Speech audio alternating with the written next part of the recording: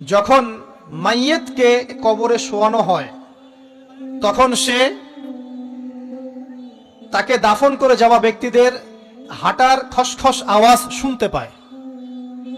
এরপরে তাকে যখন শুইয়ে দেওয়া হয়, সে যদি মুমিন ব্যক্তি হয় তাহলে তার মাথার দিকে তার সলাত এসে দাঁড়িয়ে যায়। দুনিয়াতে আপনি যে নামাজগুলো পড়েছেন, আমি যে নামাজগুলো পড়ছি, এগুলো মাথার দিকে দাঁড়িয়ে যায়। ডান দিকে চলে আসে তার সওম মানে কি? রোজা। বাম দিকে চলে আসে যাকাত। তারপরে পায়ের দিকে চলে আসবে তার আত্মীয়তার সম্পর্ক রক্ষার ইবাদত, তার এই যে অন্যান্য দান সদকা, তার নফল আমল, তার তাসবিহ তাহলিল, তার কোরআন তেলাওয়াত ইত্যাদি পায়ের দিকে চলে আসবে।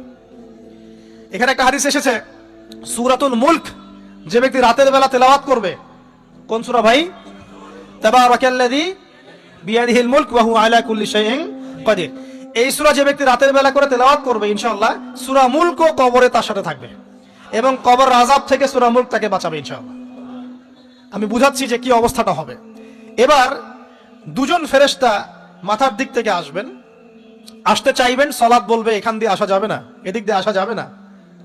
ডান দিক দিয়ে আসতে চাইবেন, এদিক দিয়ে আসা যাবে না। বাম দিক দিয়ে আসতে চাইবেন, যাকাত বলবে এদিক দিয়ে আসা যাবে না। পায়ের দিক দিয়ে আসতে চাইবেন, আমলগুলো বলবে এদিক দিয়ে আসা যাবে না। তারপরেও তারা আসবেন, চোখগুলো হবে নীল এবং কালো বর্ণ, নীলাপ চোখের, কালো। মুনকার নাকির। উঠে বসিয়ে দেওয়া হবে। এবার তিনটা প্রশ্ন। প্রথমে প্রশ্ন হচ্ছে কি, মান রব্বুক, তোমার রব কে? তখন মুমিন বান্দা বুক ফুলিয়ে বলবে রব্বি আল্লাহ, আমার রব কে? আল্লাহ।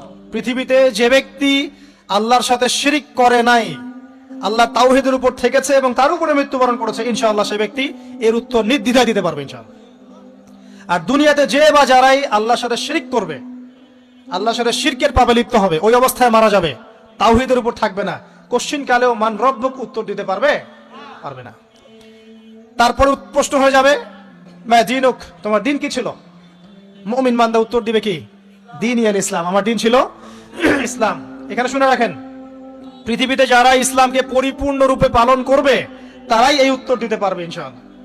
যারা ইসলামকে ঠাট্টা বিদ্রুপের হাসি তামাশার পাত্র বানিয়েছে, মন চাইলে কিছু করি, মন চাইলে কিছু করি না, সহজগুলো একটু আমল করি, বাকি কিছুর আমল ধারি না, হ্যাঁ, নামাজ পড়ি, সুদ ছাড়তে পারি না, ঠিক আছে, বছর বছর ওমরা করি, এদিকে ঘুষ দুর্নীতি ছাড়তে পারি না, ইসলামকে ঠাট্টা তামাশার পাত্র বানিয়েছে, এরা কোশ্চিন কালে উত্তর দিতে পারবে না মা দীনুক। দিনে পরিপূর্ণরূপে ইসলামে প্রবেশ করতে বলেছেন আল্লাহ রাব্বুল আলামিন। যারা পরিপূর্ণরূপে ইসলামে প্রবেশ করবে এবং ইসলামের প্রতিটা মৌলিক বিধান মেনে চলবে, ইনশাআল্লাহ তারা এর উত্তর দিতে পারবে। এরপরে আসবে তৃতীয় প্রশ্ন। নবী সাল্লাল্লাহু আলাইহি ওয়াসাল্লামকে দেখানো হবে।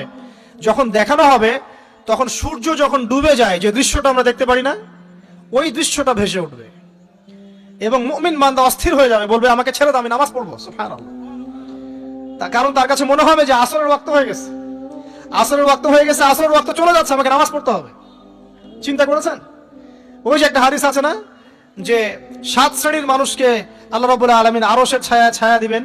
তার মধ্যে এক শ্রেণীর মানুষকে, যার অন্তর মসজিদের সাথে ঝুলে থাকে, তার মন মসজিদের সাথে ঝুলে ছিল, এই সূর্য ডুবে গেল বলে আমাকে ছেড়ে দাও, আমি নামাজ পড়তে যাব। তখন ফেরেশতারা বলবেন তোমাকে নামাজ পড়তে দেয়া হবে, তবে তার আগে তুমি এর উত্তর দাও। কি উত্তর? এই ব্যক্তির দিকে তাকাও। তখন নবী সাল্লাল্লাহু আলাইহি ওয়াসাল্লামকে দেখানো হবে, সাল্লাল্লাহু আলাইহি ওয়াসাল্লাম দরুদ পড়বেন। বলা হবে যে এই ব্যক্তির সম্পর্কে তোমার কি ধারণা? মান হাযা রাজুলু বুইসা ফীকুম, এই ব্যক্তি কে, যাকে তোমাদের কাছে পাঠানো হয়েছিল? মুমিন ব্যক্তি নির্দ্বিধায় বলে দিবে যে তিনি হচ্ছেন আমার নবী মুহাম্মদুর রাসূলুল্লাহ সাল্লাল্লাহু আলাইহি ওয়াসাল্লাম। দেখুন, পৃথিবীতে যে বা যারাই নবী সাল্লাল্লাহু আলাইহি ওয়াসাল্লামের সুন্নতের উপর আমল করবে, ইনশাআল্লাহ সে তার উত্তর দিতে পারবে। দুনিয়াতে যারা নবীর সুন্নতের 5 পয়সা পরোয়া করছে না, তার আদর্শের 5 পয়সা দাম দিচ্ছে না, তারা কোশ্চিন কালে উত্তর দিতে পারবে না। নাম হতে পারে আব্দুর রহমান, আব্দুর রহিম, নবীর সুন্নতের ধার ধারে না, তারা উত্তর দিতে পারবে না। তো নবীর সুন্নতের গুরুত্ব কত গভীর, এটা আমাদেরকে এখান থেকে বুঝতে হবে। তাই প্রিয় যুবক ভাইরা, মুসলিম ভাইরা, আমাদের জীবনটাকে নবীর আদর্শ এবং সুন্নতে ঢেলে সাজাতে হবে। সকাল থেকে সন্ধ্যা পর্যন্ত প্রতিটা কাজ করবো কার তরিকায়? রাসূলের তরিকায়। নামাজ পড়বো তার তরিকায়, রোজা, সিয়াম, হজ, যাকাত, আমল, মুআমালাত, আখলাক সব কার তরিকায়? নবী সাল্লাল্লাহু আলাইহি ওয়াসাল্লামের তরিকা অনুযায়ী ইনশাআল্লাহ। আল্লাহ পাক তৌফিক এনায়েত করুন, আমিন। এবার ফেরেশতা দুজন জিজ্ঞাসা করবেন অবাক হয়ে যে তুমি কিভাবে এটা জানলে? তুমি কিভাবে এই 3টা প্রশ্নের উত্তর দিতে পারলে? কারণ বেশিরভাগ মানুষ তো উত্তর দিতে পারবে না, বেশিরভাগ মানুষই এই উত্তর দিতে পারবে না। কারণ কিয়ামতের মাঠে 1999 জন মানুষ জাহান্নামে যাবে, নাউজুবিল্লাহ। তো এটা কঠিন পরীক্ষা। আল্লাহ রাসূল সাল্লাল্লাহু আলাইহি ওয়াসাল্লাম বলেছেন যে নিশ্চয়ই তোমাদেরকে এখানে পরীক্ষায় ফেলা হবে, আর তোমরা যদি এই পরীক্ষা জেনে তোমাদের মৃতদেরকে দাফন করা থেকে বিরত না থাকতে, তাহলে আমি তোমাদেরকে শুনিয়ে দিতাম কবরে কেমন পরীক্ষা হয়। মানে যদি আমরা শুনতে পারতাম যে কবরে কেমন পরীক্ষা হয়, আমরা ভয়ে আমাদের মৃতদেরকে দাফন পর্যন্ত করতাম না। এটা নবীজি বলছেন সাল্লাল্লাহু আলাইহি ওয়াসাল্লাম।